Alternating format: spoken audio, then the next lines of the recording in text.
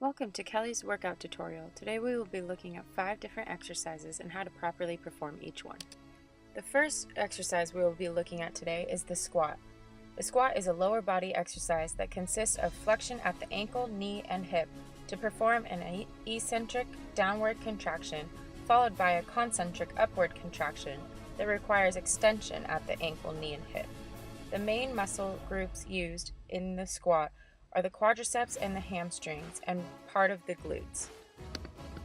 Here we have Ellie getting into a good squat stance. She will make sure that her feet are about shoulder width apart and pointing forward. Ellie must keep her head up and make sure she keeps a neutral spine all the way through the motion.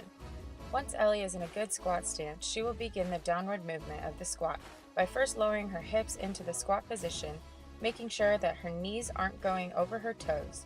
Once at the bottom of the squat at about 90 degrees, she will then push upward and extend to get back to resting squat stance. Common errors that occur with back squats are extension at the lower back, which can be corrected by tightening the abs to ensure a neutral spine.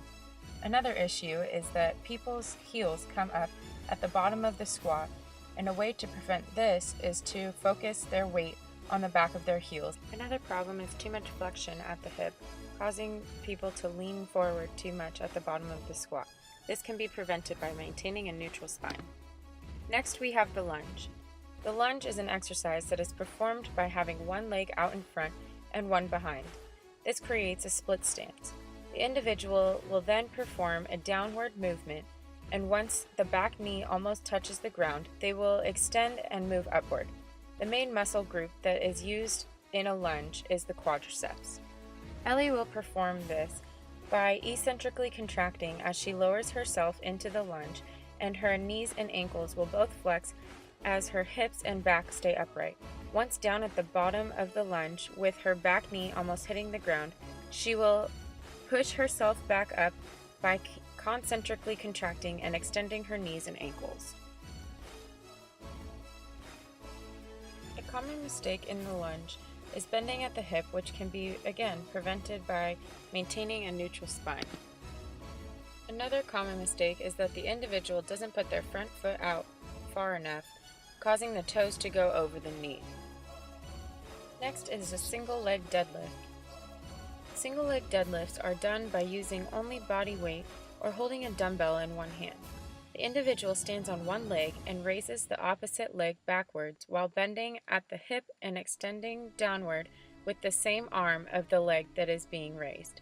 The main muscles that are used in the single leg deadlift are the hamstrings and gluteus. Ellie will stand on her left leg and, with keeping her back straight, will raise her right leg backwards while she bends at the hip and reaches down with her right arm.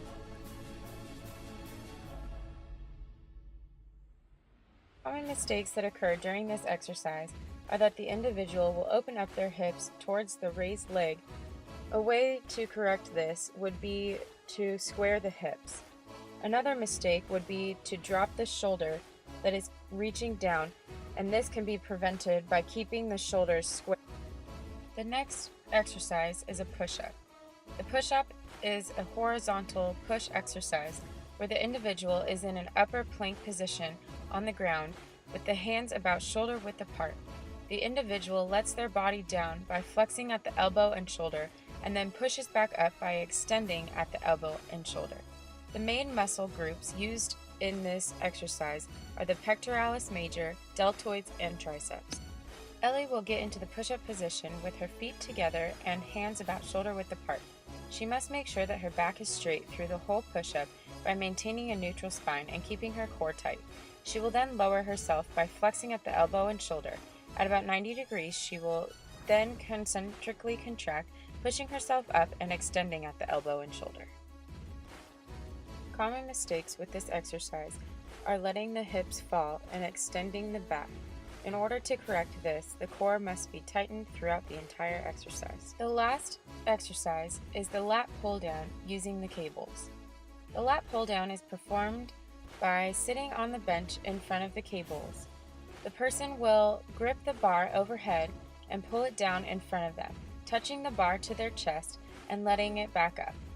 The main muscles that are used in this exercise are the latissimus dorsi. Kelly is first going to grip the bar and then sit down on the bench. Next, she is going to make sure that her back stays straight as she contracts her latissimus dorsi and pulls down on the bar, bending at her elbow and bringing the bar in front of her, down to touch her chest. She will then let the bar back up as she eccentrically contracts her lats. A common mistake in this exercise is to extend the lower back to be able to pull the bar down. This can be prevented by tightening the core in order to keep the back in a neutral spine. And there you have it, Kelly's workout tutorial. Now take all this information, get to the gym, and get that workout in.